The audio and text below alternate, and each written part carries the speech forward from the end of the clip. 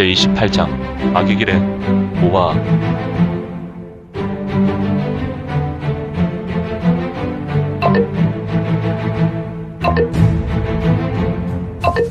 구독과 좋아요, 알림 설정 부탁드립니다.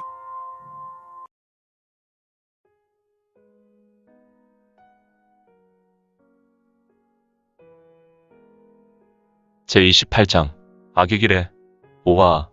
산적 10여 명의 무리는 자신들끼리 발길질과 주먹질을 서로 주고받으며 자빠져 모두 앓는 소리를 내고 있었는데, 이런 멍청한 것들아, 그러게 사람을 보고 무력을 행사하든 산적질을 해야 할 것이 아니냐. 모호는 산적질을 하는 무리가 조금은 안쓰러워 질타의 목소리를 내었다.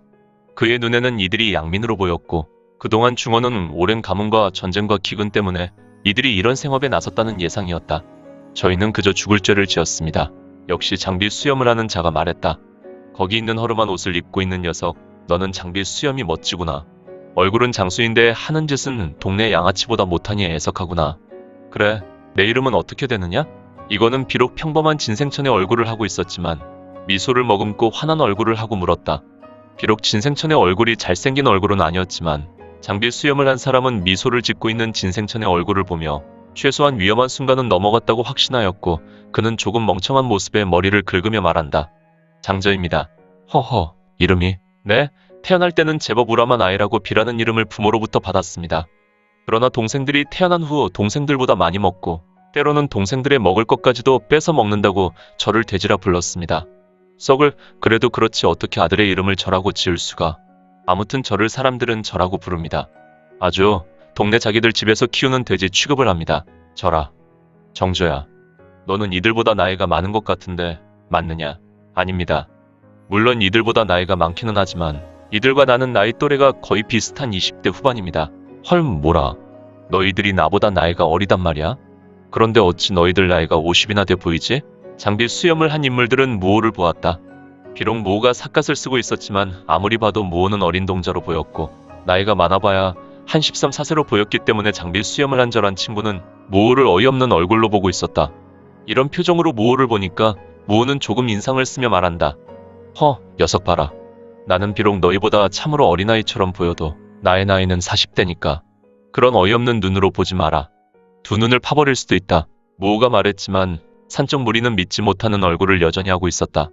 정조야, 너희들은 내가 보니 무척이나 고생한 것 같구나. 그래서 오랜 세월 나이를 먹지 않았지만 너희가 당한 고생으로 나이를 먹은 것이 얼굴에 주름이 졌고 꼭 50대의 얼굴이구나. 맞습니다.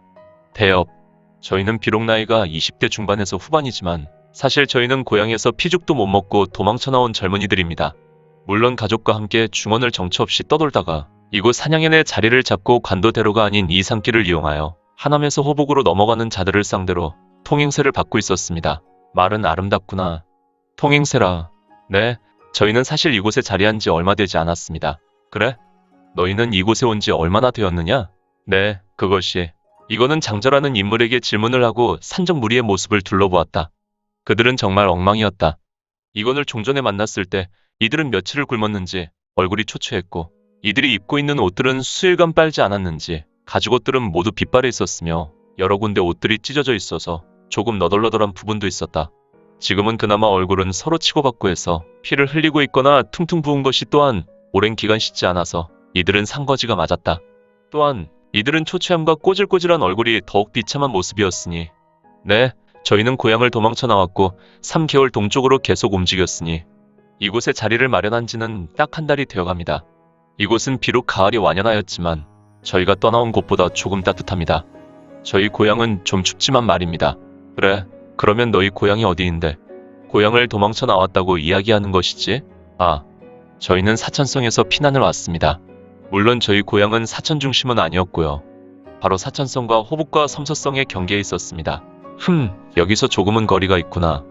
이곳에서 너희들이 움직이려면 최소한 쉬지 않고 2달은 움직여야 할 것 같은데 무엇 때문에 이 먼 곳까지 도망 나온 것이냐? 맞습니다. 저희는 고향에 나와서 목적지 없이 방황했습니다. 그리고 지금 이곳에 머문 것은 저기 누워있는 대형을 만나서입니다. 저분이 우리에게 이곳에서 같이 살자고 했습니다. 그럼 너희들은 모두 한 고향에서 나왔느냐? 네, 대부분이 그렇습니다. 하지만 저기 누워있는 대형은 우리보다 더 깊숙한 사천성 내륙에서 왔습니다. 그렇군. 그런데 너희는 왜 고향을 등진 것이지? 이유가 있을 것 아니냐? 아, 뭐 다른 이유가 있겠습니까? 농사 지은 것이 망했고 먹을 것이 없어서 기근 끝에 버티다 나온 것입니다. 물론 한 가지 중요한 사실이 하나 더 있지만 말입니다. 그래. 물론 중원은 전쟁이 좀 길었지. 군역이다 뭐다. 때로는 중원 시골에 군역을 댈 것이 없으면 몸으로 때우는 것도 있지만 농사를 지을 사람도 없고 거기에다 작년에는 여름 장마와 지진과 기근이 심하여 고향을 등진 사람들이 많겠지. 그런데 한 가지 중요한 사실이라는 것은 이건의 말에 장자는 조금 슬픈 눈을 하였고 그는 여름 장마와 기근 등 고향 생각에 조금 우울해졌나 보다. 그러다가 이건의 물음에 그는 슬픈 눈을 지으며 눈에 힘을 주고 말한다. 네, 다름이 아닙니다. 저희는 사실 사천과 호북과 섬서의 경계 마을에서 지냈지만 사천을 다녀온 동네 어른께서 하루는 이상한 말씀을 하셨습니다. 무슨? 마을 어른의 고향은 우리 마을이 아니라 수십 년 전에 대장간 일을 배워서 고향을 떠나 우리 마을에 대장간을 열었습니다. 그분은 매우 실력이 좋았지요. 그런데 그분은 항상 10여 년에 한 번 자신의 고향 사천성을 방문하곤 했습니다. 그분의 형님이 사천성에서 대장간을 하였고 그 어른이 그곳에 다녀오시면 새로운 대장간 기술을 선보이곤 했었죠. 그런데 그분은 5개월인가? 6개월 전인가? 봄이 되자마자였으니까요. 꼴깍. 모호는 마른 침을 삼켰다. 옆에서 장저의 이야기에 빠진 모호는 느낌상 매우 중요한 이야기를 들을 것 같아서 마른 침을 삼킨 것이다. 모호야, 너는 침을 삼키지 말고 주겸통에 물을 먹고 이 친구에게도 물 좀 주거라. 아, 네. 형님. 벌컥, 벌컥, 벌컥. 주겹통은 제법 크기가 컸고 이들뿐 아니라 많은 사람이 해갈할 수 있는 크기였다. 모호는 우선 물을 마신 다음 다시 장비 수염을 한 장저에게 내밀었고 장저는 목이 많이 탔는지 벌컥, 벌컥 들이마셨다. 이거는 장절한 자의 성품이 순박하고 아기가 없는 모습에 미소를 다시 지었다. 네, 대엽. 다시 시작하겠습니다. 그래. 장저는 천천히 말해도 좋구나. 모호야, 우리도 여기에 앉아서 저자의 말을 조금 더 듣자꾸나. 네, 천영님. 장절한 인물은 이제 긴장을 모두 풀었고 자기는 죽음의 문에서 해방되었다는 것을 순간 깨달았고 그는 이야기 보따리를 풀기 시작했다. 네, 대엽. 그런데 그 대장간을 운영했던 어르신이 저희 마을에 오신 이후에 사천성의 괴사를 말씀하셨습니다. 그것은 다름 아닌 사천성에 있는 오지 마을들이 하루아침에 하나씩 사라지고 제법 큰 마을도 아주 신비하게 마을 사람들이 죄다 사라졌다는 것입니다. 아직 명나라 응천부는 우리 사천과 운남 귀주의 집정관이나 관부 관리들을 파견할 수 없는 실정이지 않습니까? 비록 명나라가 세워졌지만 말입니다.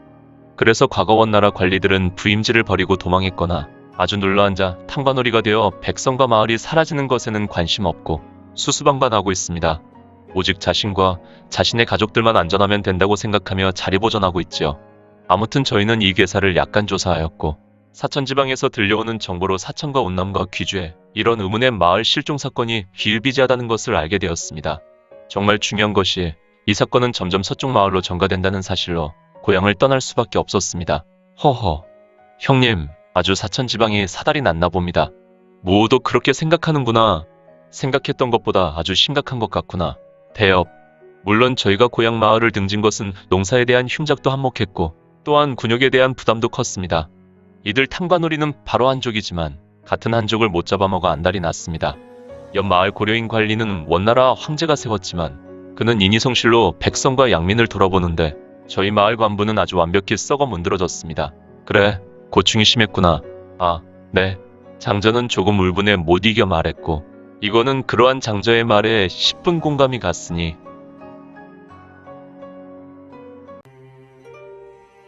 오늘 준비한 내용은 여기까지입니다. 혹시 연학 작가님의 영웅불사지체를 보다 빨리 보시거나 초인전을 이어서 보시고 싶으시다면 원스토리 어플 내려받으시고 초인전이나 영웅불사지체를 검색하셔서 보실 수도 있고요. 추후 영웅불사지체 일부 제국의 후에는 원스토리와 리디북스에서 단행본으로도 보실 수 있습니다. 또한 영웅불사지체 2부 제국의 불사오는 원스토리에서 시작하려고 합니다. 이 점 참고 바랍니다. 재밌게 보셨나요? 재미있게 보셨다면 좋아요. 다음 내용이 궁금하시다면 구독을 부탁드립니다. 항상 저희 민지원의 매거진 성원 부탁드리고요. 아쉽지만 다음 시간에 만나 뵙겠습니다. 모두 건강하시고 오늘 세상에서 최고로 멋진 하루 되세요.